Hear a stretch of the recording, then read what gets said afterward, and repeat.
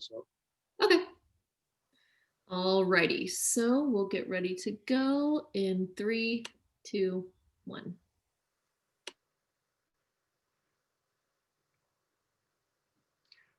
good evening, everyone, and welcome to PNP Live. I'm Brad Graham, the co-owner of Politics and Prose, along with my wife, Lisa Muscatine. We have a great and particularly timely program for you this evening with former FBI Director James Comey. For those of you not familiar with how this virtual format works, although you're not visible to us, you'll still be able to ask questions if you like. To do so, just click on the Q&A icon at the bottom of the screen. The chat function also will be active, and in that column, you'll find a link for purchasing a copy of Jim's new book, Saving Justice. It's a kind of follow-up volume to his previous book, A Higher Loyalty, which told his inside story of the FBI's controversial investigation into Hillary Clinton's emails and his first few uneasy months in the Trump presidency before Donald Trump fired him. This book is more of a project of civic education aimed, Jim writes at the outset, at rebuilding trust in our institutions of justice and restoring the primacy of truth in the wake of Trump's departure from the White House. As a Washington Post review of the book put it, Higher Loyalty was more of a memoir, while Saving Justice is more a user's manual for the justice system. In it, Jim, who before becoming FBI director in 2013 held increasingly senior jobs in the Justice Department, alternating with positions in private practice, shares stories from his career that illuminate core values of American justice. And he makes very clear there's much to fix under the next administration. On behalf of Politics and Prose Live, I'd like to welcome James Comey. Thanks, Brad, and good evening, everybody. Thank you for inviting us and me into your homes and into your lives. Let me say a word about that. I am so sorry for the pain and for the sense of loss and the suffering and anxiety everybody on this gathering has experienced over the last year, and especially over the last week or so. All I can tell you is I'm sorry, and we will be better, and I look forward to seeing you on the other side. And I'm going to finish my brief remarks tonight by offering you my view of America, which, believe it or not, in the midst of this nightmare is optimistic. But let me start by talking about the book. I want to share a little bit about why I wrote the book and tell you one of my favorite stories from the book. And then I'll close again with those thoughts, and then I look forward to your questions. Please ask anything that you like, and I promise you an honest answer. I was not going to write a second book about the government. Once I wrote A Higher Loyalty, I thought I'm done. I'm going to work on something else, whether that's teaching or writing a weekly column, that kind of thing. But I was inspired to do it from conversations with my amazing wife, Patrice. As the two of us talked about the damage that we saw being done to the Department of Justice in reality and in reputation by Donald Trump and his second Attorney General, Bill Barr, she began to convince me that you got to write another book. Because folks, ordinary people, not to say that lawyers aren't ordinary, they aren't always, but that ordinary people don't know why what's happening is so bad, how it should be, and they don't have any sense for how it can be restored to what it should be. And you can tell them that story because you grew up in the Department of Justice. My career, as Brad said, was as a federal prosecutor before becoming FBI director. And so I sat down to write a book that's a book of stories, not for lawyers or historians, but for regular folks to try through stories, not in a boring way, to explain to them, to illuminate for them what the core values are of the Department of Justice, why they matter so much, why they've been damaged and the ways in which they've been damaged so much in the last 4 years, and offer my suggestions for a path towards saving justice. And I am optimistic, especially with the new president coming on board and the perfect pick for Attorney General, that we will restore justice and it will be saved. And so I put together a group of stories with a subtitle that really gives it away. Spoiler alert. The Department of Justice depends upon the trust of the American people, that they know the institution is above the partisan, it's above privilege, it's above friendship, it's above race or religion or any kind of tribal affiliation. It's about finding facts and trying to do justice. That is accomplished very simply by the two words at the beginning of my subtitle, by telling the truth about everything, especially about your shortfalls, your mistakes, and your failures, and offering transparency about those to the American people, showing them the work. You need to do great work, but it's wasted if it isn't shared with the American people so they can develop confidence in your work. So that when you rise in a courtroom or you knock on a door as an investigating agent, the person who is listening to what you say doesn't see you as a Republican or a Democrat or a part of some tribe, but sees you as an other in American life. And so trusts you to keep their information and do justice with it. That's the recipe for justice in this country. And I should start by saying what is obvious, and I put it at the beginning of the book. I recognize that although the Justice Department rests upon inspiring values and ideals, we've always fallen short of those ideals in this country. The Justice Department can be, and will be again an amazing institution, but there's all kinds of problems with justice in the United States. Too many Black and brown people are in jail. Innocent people get convicted in this country all the time. Policing differs by location, by color. Justice often varies in direct proportion to your privilege, the amount of money you have to hire a lawyer. And so I recognize that I'm not talking about a perfect institution. I am, however, talking about a perfect set of values that the institution must aspire to, knowing we'll never quite reach them because we're human and we're flawed, but we must aspire to them. And they're a fairly simple set of things. The most important thing I learned through my mistakes, through correction from my supervisors, from judges, from colleagues, from defense lawyers, was who my client was as an employee of the United States Department of Justice. You saw the antithesis in Donald Trump's last Attorney General, who seemed to conceive that his client was Donald Trump, and that's dead wrong. His client, like mine, when I was an assistant US attorney in New York and then in Virginia, is an idea, a concept. It's not my boss, it's not the agent I'm working with, it's not my reputation, it's not anything except this concept, which is justice. My job as a lawyer for the United States Department of Justice was to try to achieve justice, not to win, but to try to have the right result happen. And sometimes that means not pursuing a case. Something took me a while to learn, but was burned into me by mistakes I made. The other thing I learned quickly in the Department of Justice is that the truth is something easy to say, but very hard to pursue and to actually speak all the time, especially when it might result in embarrassment for you, those you work with, or your witnesses. And there's a little bit of a secret that I'm about to let you in on. The entire justice enterprise in the United States depends upon an honor system. It depends upon people when they raise their right hands in a courtroom or when they speak to an investigator at a doorway or in an office building. It depends upon them telling the truth. It depends upon them abiding a promise they made to tell the truth, the whole truth, and nothing but the truth. And we are long past the days when that oath was backed in most people by a fear of going to hell. And so it turns out it's an honor system. To get information, to be able to find the truth, and the truth is a real thing. There are facts, there are things in this life that are verifiable or falsifiable. The entire justice system is built around the notion that the truth can be found to a high degree of confidence. But to find it, you have to count on people to tell it to you. And because they might fear to tell it to you or be motivated by greed or other human flaws not to tell it to you, when you encounter a situation where someone has not told you the truth, as a federal employee, as a Department of Justice lawyer or an investigator, you must pursue that aggressively to send a message to the others who might follow and raise their right hand or speak to an investigating agent, that they will be incentivized to tell the truth, maybe not by fear of going to hell any longer, but by fear of going to jail or being ruined. That honor system has to be enforced with an iron fist so the system will work, so the truth can be found in a reliable way. So in this book, I tell a number of stories to try and illustrate circumstances in which I've been part of trying to enforce that honor system. And I just want to share with you one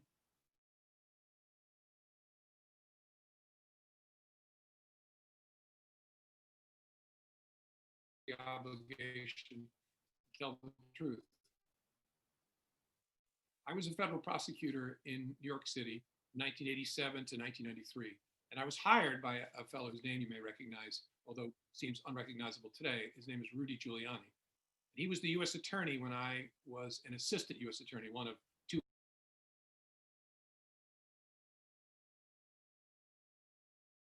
And I was assigned a bunch of different cases. And one day, an agent walked into my office when I was a junior prosecutor and said that he'd been sent there by my supervisor because the supervisor had authorized the opening of a criminal investigation into a fur robbery. Now, if you know New York City, you know that every part of New York has districts and neighborhoods. And especially in Manhattan, there are business districts like the jewelry district, or there's a wedding dress district.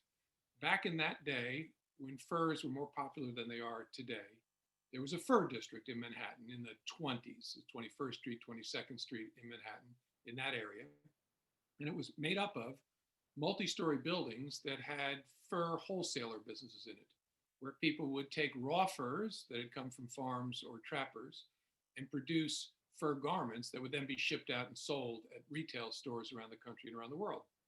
One of these big establishments had been robbed on a clear October morning in one of the most extraordinary, record-breaking robbery, in which a team of 4 or 5 robbers went to the 3rd floor of a large fur wholesaler where they manufactured and stored fur coats and pelts, and tied up and handcuffed the owner and his foreman, and made off with thousands of furs, an enormous multi-million-dollar theft.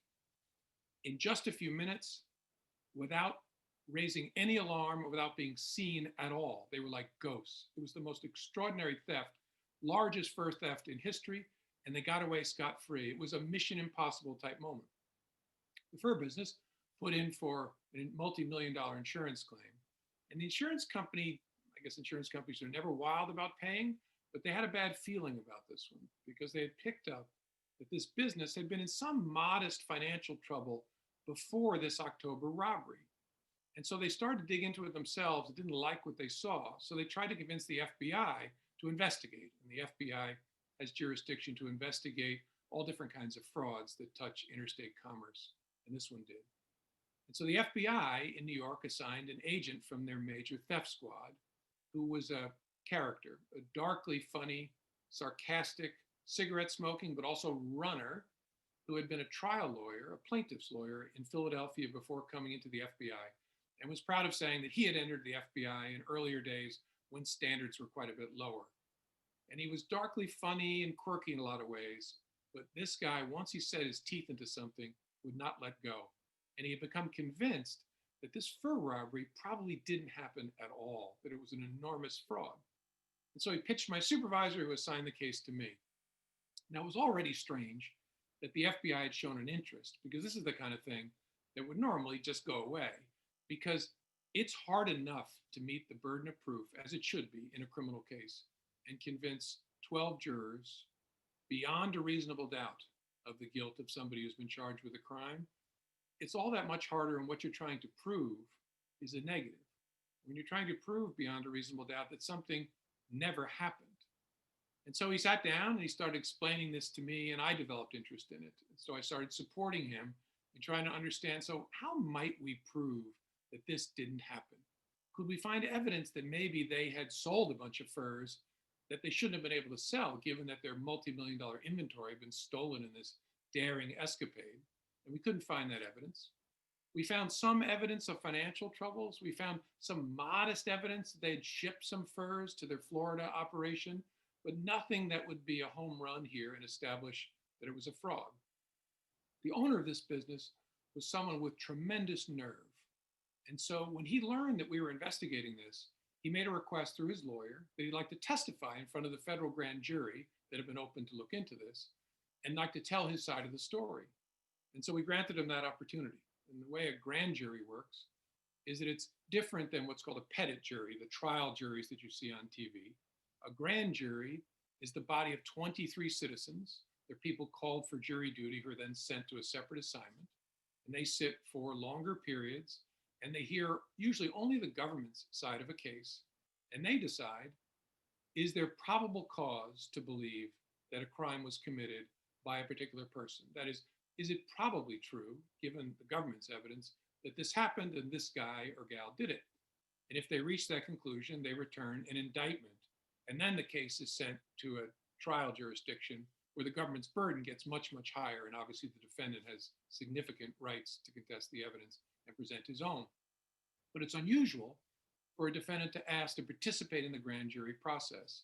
But when someone asks, you almost always grant them that opportunity. And so we granted this owner of this fur business the opportunity. And he came in, and in the grand jury room, he's not allowed to have his lawyer. I'm not allowed to have agents. So it was me, the prosecutor, a court reporter to take a stenographic record, the owner of the business, and the 23 grand jurors.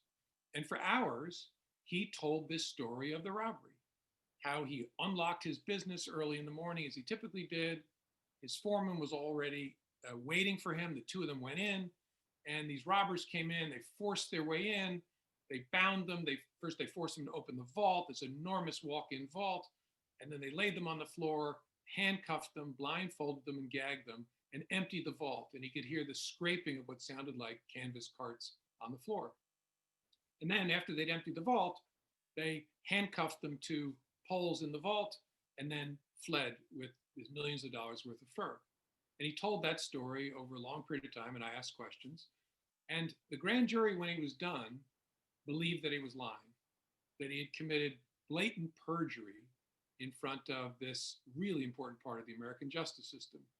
And so at that point, we had no choice, given the nature of the honor system, but to pursue charges against the foreman and also against the owner and also against the foreman for a fraud and for making false statements, and against the owner for committing perjury in a federal grand jury. And so we went to trial in this case. As I said, it's my favorite case because it was the biggest challenge in a trial courtroom I ever faced. Because to prove it beyond a reasonable doubt, we had to show they weren't just ghosts, they didn't exist, these robbers. And so we called the guy from the flower business on the 5th floor, who talked about unloading his flowers that morning and jamming up the only elevator with his flowers, which he emptied into the lobby. We called a parking lot attendant across the street. We called people from the same hallway, all to put together a picture that showed there was only a limited time available to move the furs, and that no one saw them move thousands of pounds of furs, millions of dollars worth of furs. It couldn't have happened. We did a pretty good job of putting in the case, and I felt okay about it. But again, given that we were trying to prove a negative, I still worried. And then in conversation with the agents, we came up with an idea. We had the accounting records of this business. And so we knew what was allegedly in the vault that morning, down to the exact size of the minks and foxes and all different kinds of garments, how many pelts, how many coats. And so the FBI did what the FBI does, which is an extraordinary collection of materials to help this case. They went to furriers all over the New York metropolitan area, and using the accounting records, they assembled a precise duplicate down to the size of the coats of what should have been in the vault that morning. And one night, they assembled that inventory they had borrowed from fur dealers all over the place, put it in a gigantic tractor trailer, drove it down to the federal courthouse, and I obtained the judge's permission to remove all of the spectator benches from this federal courthouse room in the Thurgood Marshall Courthouse on Foley Square in Manhattan. And so with the agents' help, I actually physically helped them do it. We moved the benches, which they had unbolted from the ground. And then the agents spent the evening, that late night, moving this inventory into the courtroom. And then an agent stayed all night guarding the inventory. When the jurors walked in the next morning, all they saw was a sea of fur. And that case was over. Because they had struggled, I think, to conceptualize the amount of fur we were talking about. And when they walked in, there was no one in the courtroom except the judge, me, the defendants, and the court stenographer, because no one else could fit. The sea of fur filled an entire gigantic federal courtroom. And I presented it as evidence using an agent who had on the witness stand the accounting records and who testified to the jury, this is an exact duplicate of the inventory that should have been there that day. At that moment, the jurors knew that a lie had been told about that inventory, and the defendants were convicted of perjury and of fraud. It's a cool case. It's my favorite case, but I think it also illustrates the amount of work that has to go into enforcing that honor system. It was a tremendous effort with significant risk, but it was worth doing because of the message it sent about the need to abide oaths, because finding the truth is at the center of the justice system. Now, I talk in the book about lots of other cases, mafia cases, all different kinds of things. And I also tell some stories just because they're my favorite stories. You'll read in the book, and I hope you'll read it, about an escape from the high floors of the federal prison in Lower Manhattan by one of my defendants down a rope made of dental floss. An extraordinary escape, unlike any I've ever heard before. I don't know whether you've ever looked at your dental floss box, but it's a long string of dental floss with incredible tensile strength. And so he and his cellmates wove together, I think, 7 boxes of dental floss and made a rope 50 to 100 yards long that was not going to break. His plan was foiled, though, when after they melted the plexiglass window, in a panic, he forgot his work gloves. The inmates had stolen work gloves to slide down this rope made of dental floss. And he panicked, my defendant, and forgot his gloves. And so the rope, which I've seen, is bright white, like dental floss should be at the top, and then it gets pink, and then darker red and darker red. And about 4 floors down, long before he got to the ground, he had to let go and broke his ankle, I think, or severely damaged it on the top of a electrical substation next door, and that led to his capture. I tell that story simply because that's one of the things that addicted me to this work, doing those kinds of things. But I learned from being a line prosecutor those values of the truth matters most of all. I have to speak it about myself at all times. My client is justice, not an individual, or not Rudy Giuliani who wants to run for mayor. It's not the president. It's not the attorney general. It's this concept that means so much to the American people. And then when I became a supervisor for the first time, I began to realize that telling the truth was not enough, because the American people couldn't trust us if they didn't know what we were doing and why. And as a supervisor, that's when I first started to learn a lesson that became more and more important to me as I rose up through the ranks in the department, that the truth was essential, but I had to show it to the American people and tell them about the work, as I said, including about our mistakes, if we're going to foster the trust that is the lifeblood of the justice system. And so in my experience, it's not about being a workhorse or a show horse. It's about doing the work and showing it to the American people so they can understand what you do. And so I tell stories to illustrate the values. I then spend a big chunk of the book explaining what the Trump administration, especially Bill Barr, have done to damage the institution. As I say, to remove the blindfold on Lady Justice and replace it with a MAGA hat. And so we're at a place now in the Department of Justice where enough has been done for the president's cronies, for his friends, to mislead America about the special counsel's report, that there's justifiable doubt about the credibility of that institution. And it's really important that the new president, President Biden, work to restore that institution. And he will do it in 2 ways. First, internally, actually the easiest way, is by the people he picks to lead that institution. The last time we needed as a nation to save the Department of Justice was just about 50 years ago, after Watergate. When the American people justifiably looked at the FBI and the Justice Department as corrupt, as having become a tool of a corrupt and criminal president. And there was plenty of reason to believe that. And at that point in time, President Ford, after taking over for the corrupt and fallen Nixon, appointed as Attorney General a guy named Edward Levy, who was the president of the University of Chicago. No one knew Levy's politics. It was confusing to everybody. Was he Republican? Was he Democrat? Was he a libertarian independent?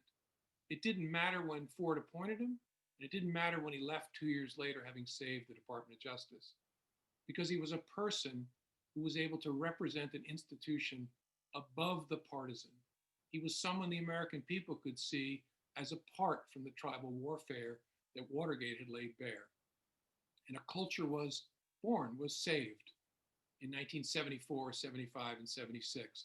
A culture that, thank goodness, is alive today, because Donald Trump and Bill Barr didn't have enough time to destroy that culture. The mission for the next Attorney General will be to let the people of the Justice Department live what's written on their hearts. They want to get back to the business of nonpartisan law enforcement. They want the blindfold back on Lady Justice to seek only truth without regard to friendship, without regard to politics. And I believe, I don't know the nominee for Attorney General, Judge Garland, but Merrick Garland, but I think he is an inspired choice because he's almost an Ed Levy clone. He comes from outside the political, he comes from a judicial place, but he also knows the values of the institution. So his job internally will be just to radiate the values of that institution and let the people free from what they've dealt with the last 4 years. He will attract back into that institution amazing, talented young men and women who either fled or weren't or were repulsed by what they saw going on. That's the easy part. The harder part is going to be regaining the trust of the American people. Because I really don't need to tell you this, but we are living with the consequences of a demagogue president and his enablers, both in government and in the media, lying to the American people in extraordinary ways about a virus, most painfully and recently about an election with severe consequences, and about institutions like the Department of Justice and the FBI. In a healthy democracy, it's a good thing that people believe what the president says, except when the president is a lying sociopath who wants to take a blowtorch to the institutions of justice that threaten him. But people still believe what the president says. And so the circumstances we face now in the United States is that millions of otherwise ordinary citizens are in their homes today believing that the deep state runs the Justice Department, that it's corrupt, that there was a cabal of corrupt, dirty cops at the top of it, that the Trump administration had to grapple with, all of which is nonsense, but has been internalized by millions of Americans. The path back from that will be more difficult. It will take longer to lure our fellow citizens out of a fog of lies. I have been involved with the prosecution of fraud cases where a fraudster pleads guilty and his victims show up at sentencing to support him. Because it's often the case that the very last people to recognize, to acknowledge, and to deal with the fact that they've been defrauded are the victims of that fraud. But we have victims of a national fraud all over this beloved country of ours, and you don't lure them out of that fraud fog by yelling at them or telling them that they're idiots or you're just wrong about the FBI and the Department of Justice. It's a process that takes time. They have to find a way to let themselves out of that fog. They have to find a story to tell themselves that allows them to move out of that fog. The only way to do it, in my experience, is to show them what competent, honest integrity looks like in leadership in government. I'm confident we'll get that from President Biden. I'm confident we'll get that from the new Attorney General and from the people that this Attorney General and President pick to be the next level down and the next level down in the Department of Justice. That's the path back to restoring the trust of the American people, to regaining it. So when there's a knock on their door or they're serving on a jury and a federal prosecutor rises, they believe what they say because they know they are an other in American life. The mission of my book is to try and help, especially the young people I dedicate the book to, the people who want to make our world a better place, with the vision of what it can be, what it should be, and what it will be again. The Department of Justice will be okay because of its values and its culture, and we now have leadership in place to save it. Excuse me. Let me close with a word about America. I remain deeply optimistic about our country. I know that sounds like a crazy thing to say today. I see clearly what you see. Two different problems. I see the radioactive eruption of a misogyny, racism, conspiracy-minded violence that has always been in America's basement. That's an eruption we saw on Capitol Hill, fostered and incited by a lying president and his enablers. That is actually going to be relatively easy to push that radioactivity back and control it. It's done with aggressive law enforcement. It's done with important cultural signals that it's unacceptable. And I actually think that is a job that's not going to take us that much longer. The longer term job is similar to the restoration of the Department of Justice. We have to find a way to lure millions of our fellow Americans who are trapped in a fog of lies, a fog of fraud, out of that fog. They have to find their way out of that to a healthier place, and that's going to take time. But I'm deeply optimistic that we'll get to a healthier place because I know America's history.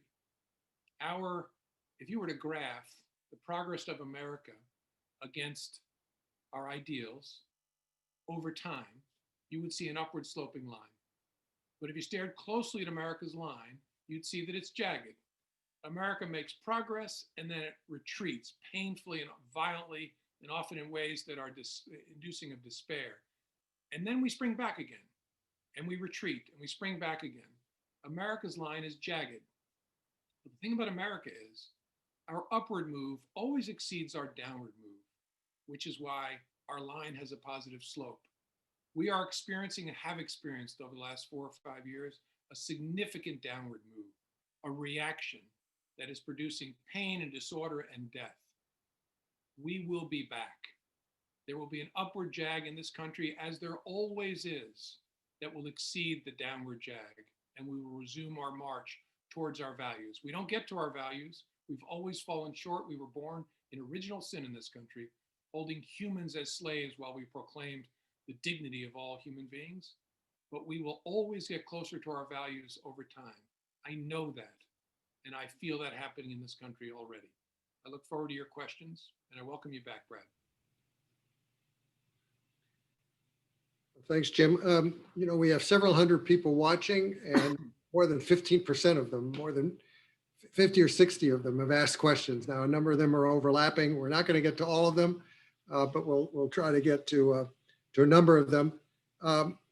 Many of them do deal with the here and now and current events, but some do deal with what you talk, some of the ground you cover in your book. So let's get to a few of those first.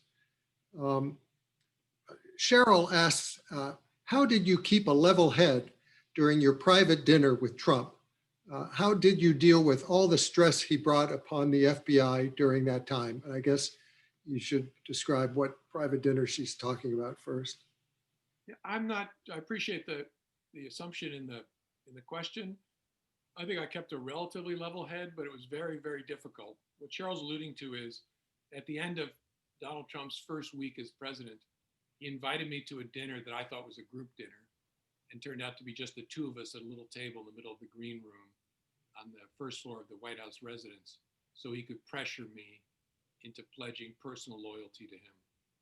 I found the dinner deeply unsettling and exhausting because I had to do a bunch of different things in my head at the same time. He was demanding my loyalty, and I was shocked by the setup of this. First, that I was alone with the president, something that just hasn't been done since Watergate. And he's demanding personal loyalty, which violates my commitment to the American people and the commitment to being separate from the executive that's embedded in the 10-year term the FBI director has gotten since Watergate. And so I'm a little freaked out. And I start thinking about all of the following things at the same time. I have to protect the FBI. I can't say anything that he'll be able to use against the FBI. I have to protect myself. I start thinking about myself, honestly. I need to try not to get into a war with the President of the United States, who I know is a bad guy. And I can't be in a war with a bad guy when I'm trying to be the FBI director for the next 6 years. I had 6 years left in my term. And then fourth, I got to remember every word this guy says because he may well commit a crime in my presence. And so I had planned to write down what he said. And so I'm trying to listen to him, protect myself, protect the FBI, not have a war with the guy. And to make it harder, I'm not trying to eat as well. And he never stops talking. And so that 90 minutes both flew by, and I'm sure I was sweating through my suit. I was exhausted when I left there.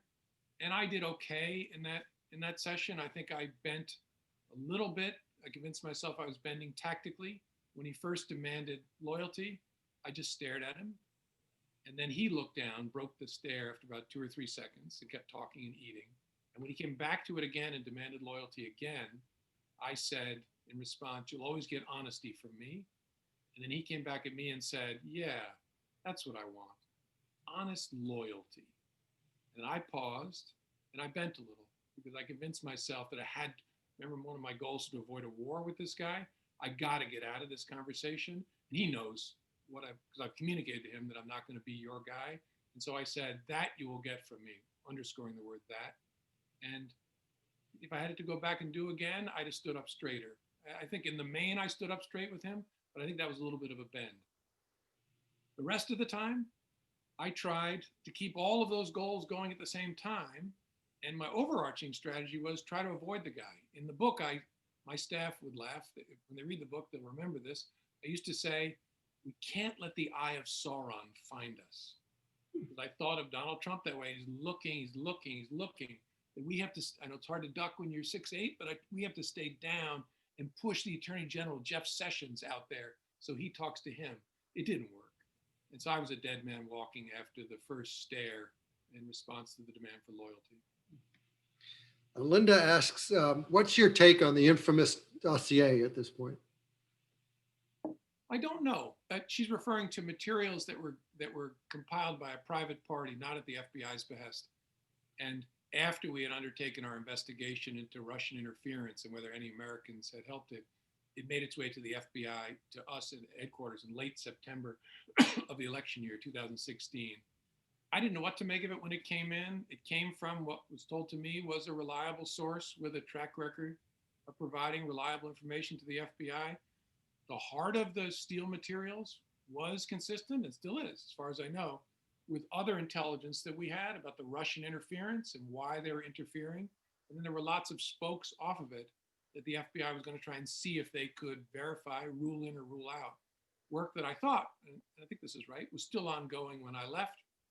And so I didn't know what to make of it. It was consistent in the main with what we already knew. Some of it, I gather, has been refuted. Some of it has been confirmed. Some of it is undecided. And the most salacious part of it, involving unusual activities, alleged sexual activities, I don't think has been refuted or confirmed. I actually think the needle has moved slightly towards confirmed since I was fired. But it's like a lot of information that comes to the FBI. We take it, we use it to the extent we can warrant that it comes from a reliable source. And then if we're going to make it our own as evidence, we try and duplicate it, replicate it, and make it our own.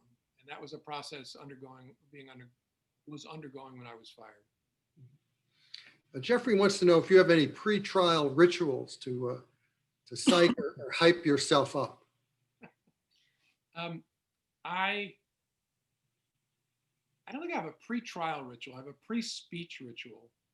When I was FBI director, I traveled a lot because the FBI is a deployed organization. And so I went all over the country. I visited every field office, all 56, in my first year and a couple of months. So I was traveling constantly and saying the same thing over and over again to try and remind people the values of the institution and what our mission was, things like that, and why leadership mattered, and why diversity was so important, because those were my missions, to change how the FBI was led and what it looked like. And I would, to try and remind myself that this was my 50th time saying it, but their first time hearing it, I would walk around and whisper to myself, Freddie Mercury, Freddie Mercury. And then I actually had my special assistant say that to me when I walked into speaking events, because I'd read that Freddie Mercury did Bohemian Rhapsody 500 times. And he tried to do it every single time like it was the absolute first. And so Freddie in the government is a weird thing for you to hear from the FBI director, but I was saying to myself, Freddie Mercury, Freddie Mercury. My trial ritual was just to get sleep. Too many people, instead of spending the extra hour before they have to go before a jury, instead of spending it sleeping, they spend it preparing, and that's an enormous mistake because sleep is not a moral failing. It's essential to being effective. And so I would discipline myself to sleep so that I can participate well in the physical endeavor of talking to a jury. David asks if you would handle anything from the past 5 or 6 years differently, you know, the Clinton investigation, your work with Trump, whatever. For sure, plenty of things, probably mostly at the margins. The Clinton nightmare, I actually don't think I would handle differently. And people can see that differently, but if you really dig into it, it sucked beyond belief that we were involved at all. But I even in hindsight, I think we made the decisions we had to make and handled it in the way we had to handle it. But so I don't have regrets there. I have some regrets about the way in which I handled a number of other important issues at the FBI. I entered the debate over encryption in a stupid way, in a emotional way, by when I saw advertisements about devices that would no longer be accessible to law enforcement and court orders. Instead of thinking about how I want to enter the debate, I entered it by saying, who could think it's a good thing for civil society that judges not be able to order access to portions of defendants' lives? Who can think that's a good thing? And then that was the reason that was a dumb thing to say, is that then set it up as Comey against Tim Cook. It became a personal conflict narrative instead of a more thoughtful, deliberative thing. One of my weaknesses is I can sometimes be impulsive and convince myself I'm being decisive. And I used to tell my staff this, and so tell them, make sure you're drilling me. Have you thought about this well enough? With Donald Trump, other than maybe a couple of little teeny bends, I don't know that I would have handled it differently. I think I was doomed, a dead man walking from the beginning. We were just too different. I was from a world where there was no such thing as truthful hyperbole, right? He wrote, or his ghostwriter wrote in his Art of the Deal, that truthful hyperbole is not a bad thing. In the world I'm from, it's a firing offense, probably prosecutable. Two people with such very different views of the world were going to collide anyway, but it was going to be a quick death for me in that role, given that I represented an institution that he wanted to bow to him, to exculpate him, something I refused to do, to say publicly that he wasn't being investigated, because I knew that was likely to change and would create a huge duty to correct. And so even though there's maybe minor tweaks I would make to conversations, I think in the main, we did the best we could. So moving up to some present day issues, Kat says he's in a Facebook group of like-minded folks, and they are all in an uproar that you said Biden should consider pardoning Trump. Can you further explain your reasoning? Yeah, I gather I've heard some strong views on this, and here's my thinking. And you'll see this when you read the book. I finished the book in November, so just after the election, it went to print. And I wrote in the book that it was a really hard call, and I might be wrong about this, but at that time I thought that on balance, it would be better for the United States as a whole if the Justice Department did not pursue Donald Trump in the United States versus Donald Trump. And today, that call's gotten even closer. It was really close then. As a private citizen, as a former prosecutor, I'd like to prosecute the guy myself. But I still think that the better view for the country is that we not grant Donald Trump the center stage that he would claim for 3 years, maybe all 4 years of this term, Joe Biden's, in our nation's capital, probably staying at the Trump Hotel, walking over to the courthouse every day, on drama on TV that gives Donald Trump exactly what he wants, which is the center of our spotlight, while our new president is trying to heal a nation both literally, so many of our fellow citizens are dying, and spiritually. And I think that given the problems that would create for the healing of a nation, it probably makes sense to impeach him, and I'm glad that happened, convict him, bar him from future service, have the prosecutors, the local prosecutors in New York, pursue him for the fraudster that he was before he ever became president, lock him up for the garden variety frauds he did there, but don't give him that center stage, that dominant role in our national life, just down the street where Joe Biden is trying to heal this nation. Instead, turn off the TV lights to a much greater extent. Let him stand on the lawn at Mar-a-Lago and yell at cars in his bathrobe. But don't give him that which will continue to debilitate our country. Now look, I get how close a call this is. And as part of that, obviously, President Biden, I don't know what he should do with respect to a pardon. He's going to have to think about it. And one possibility is that he enumerates all the crimes he believes Donald Trump has committed: obstruction of justice, extortion, incitement to sedition, all of these things, lays them all out, subornation of perjury, obstruction of Congress, puts a list out there and offers a pardon to Donald Trump. I don't know whether he's going to do this, and I'm not recommending it, but that's a possibility, because Donald Trump's acceptance of a pardon, as the Supreme Court said in 1915, is an admission of guilt, which is why I don't know whether Donald Trump's children are too smart to accept a pardon from him, but it's an acceptance of culpability, is what the United States Supreme Court has said.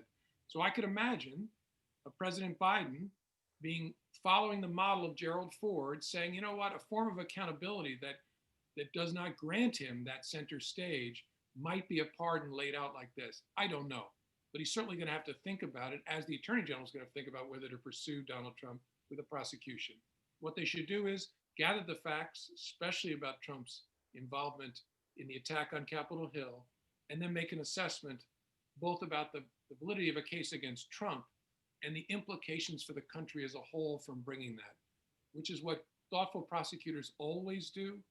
It isn't ever just about the defendant. You must think about the collateral consequences to a family, to a community, in this case, to a nation, from bringing a prosecution. And knowing the nature of Joe Biden and by reputation of Judge Garland as Attorney General, they'll be thoughtful. And it's such a close call that whatever they do can't be wrong in any obvious sense. I do hope, though, that they'll offer transparency to the American people. I recount in the book this amazing story that I had forgotten if I ever knew it, of Gerald Ford after he pardoned Richard Nixon and his public approval plummeted from the 70% approval to about 30% approval, and his career was really over at that point, going by himself as President of the United States before the United States Congress and House of Representatives, and sitting by himself at a table, nobody else at the table, and looking into the camera and explaining to the American people why he did it. And he said, I'm not here to make history, but I'm here to report on history. I believe we need to move past a fallen and corrupt president, because I need to help a deeply wounded and rising nation rise. And the thing about the Ford decision is it was hated at the time. He was hounded. He carried for the rest of his life a snippet of that Supreme Court decision saying that the acceptance of a pardon is admission of guilt, to console himself.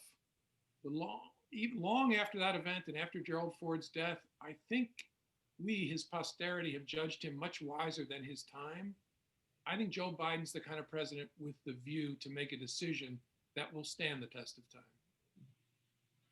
So this next question keys off of the election we've just been through and all the pressures that were on these secretaries of state and attorneys general in various states to deal with the results.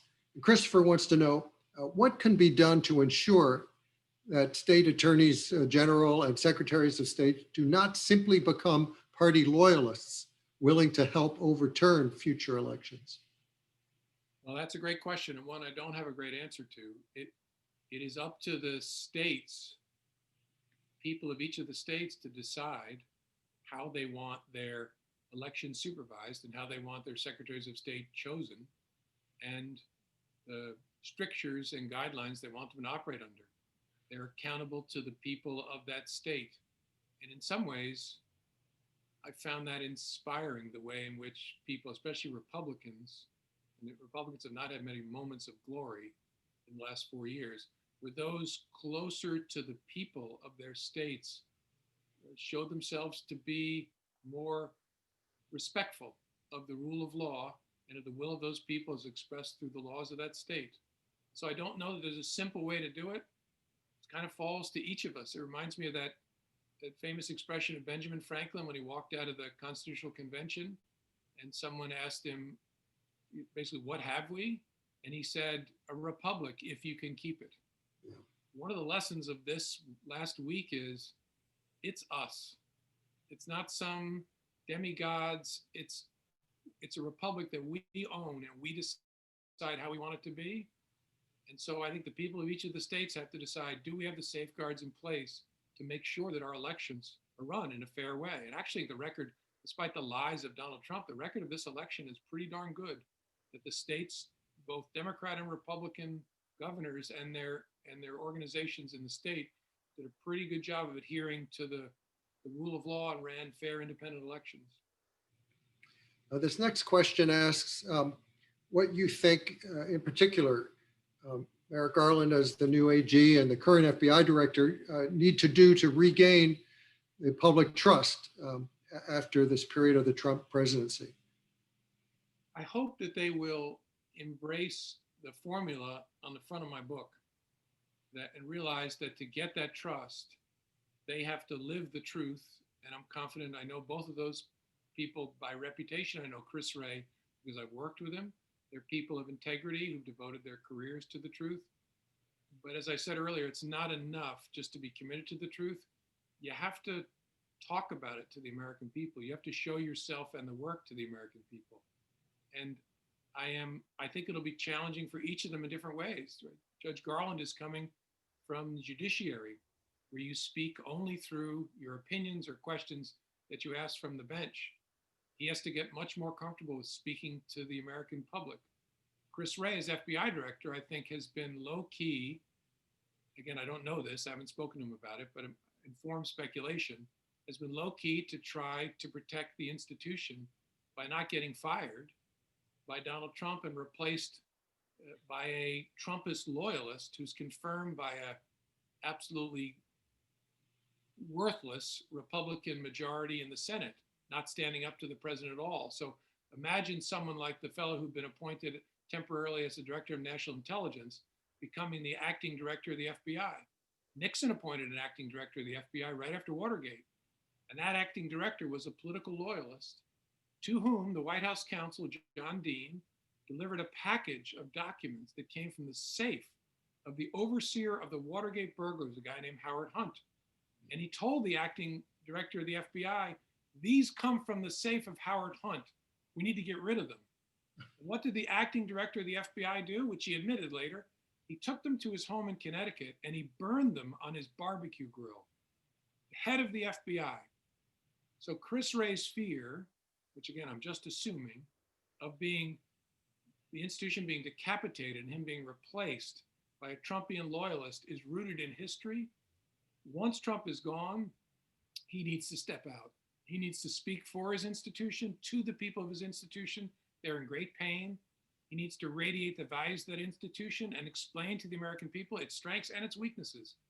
And he has to continue the work of attracting more women and people of color to leadership and special agent roles in that organization. It must more closely reflect this incredible country of ours if it's going to keep us safe.